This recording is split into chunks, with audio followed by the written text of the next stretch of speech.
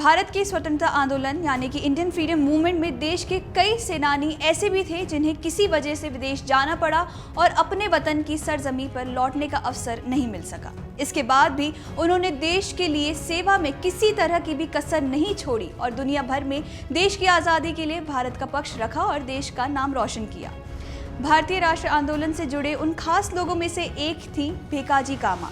उनका जन्म 24 सितंबर 1861 को गुजरात के नवसारी में रहने वाले एक पारसी परिवार में हुआ था। मैडम कामा के पिता प्रसिद्ध व्यापारी थे। उनकी पढ़ाई इंग्लिश मीडियम से हुई थी। मैडम भीकाजी कामा के जीवन की कहानी बेहद ही दिलचस्प है। उन्होंने आज से 115 साल पहले विदेश में भारत का पहला झंडा फहराया था। दरअसल 7 अगस्त 1906 को पहली बार भारत का गैर आधिकारिक राष्ट्रध्वज पारसी बागान चौक कलकत्ता में फहराया गया था, लेकिन इसके ठीक एक साल बाद यानी कि 22 अगस्त 1907 को भीकाजी कामा ने विदेश में भारत का झंडा फहराया था। जर्मनी में इंटरनेशनल सोशलिस्ट कांग्रेस का आयोजन किया जा रहा था। इस आयोजन में कई देशों के लोग शामिल भी हुए थे। सभी ने अपने देश का झंडा लगाया, लेकिन भारत के झंडे के स्थान पर ब्रिटिश का झंडा लगाया गया था। ऐसा कहा जाता है कि भीकाजी कामा को भारत के झंडे के स्थान पर ब्रिटिश का झंडा स्वीकार नहीं था। उन्होंने तुरंत भारत का एक नया झंडा बनाया और सभा में सबके सामने फहराया।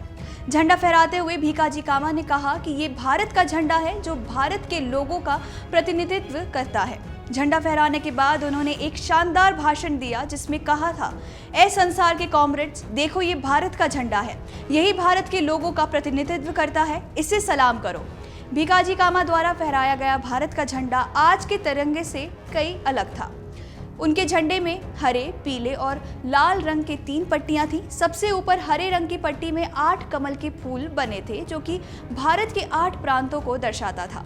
बीच में पीले रंग की पट्टी थी जिस पर वंदे मातरम लिखा था और सबसे नीचे लाल रंग की पट्टी थी जिस पर सूरज और चांद बने हुए थे। अब ये झंडा पुणे की केसरी मराठा लाइब्रेरी में संरक्षित करके रखा गया है।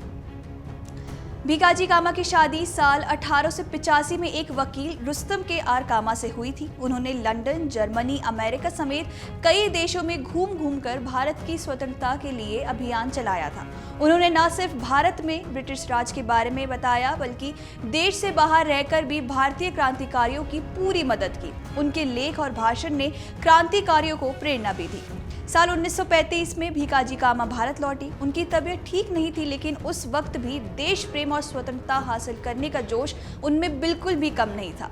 अपने आखिरी समय में भी वो देश को याद किया करती थी। बताया जाता है कि उनके आखिरी शब्द वंदे मातरम थे। 13 अगस्त 1936 को मुंबई के पारसी जनरल अस्पताल में मैडम कामा का निधन हो गया। अमर उजाला अब आपके टीवी पर भी। अपने स्मार्ट टीवी पर YouTube पर सर्च करें अमर उजाला, चैनल सब्सक्राइब करें और देखें ताज़ा खबरें, वो भी HD क्वालिटी में। और हाँ, बेल आइकन दबाना ना भूलें ताकि हर खबर हो आपके घर। अमर उजाला, निष्पक्ष, निर्भीक, निरंतर।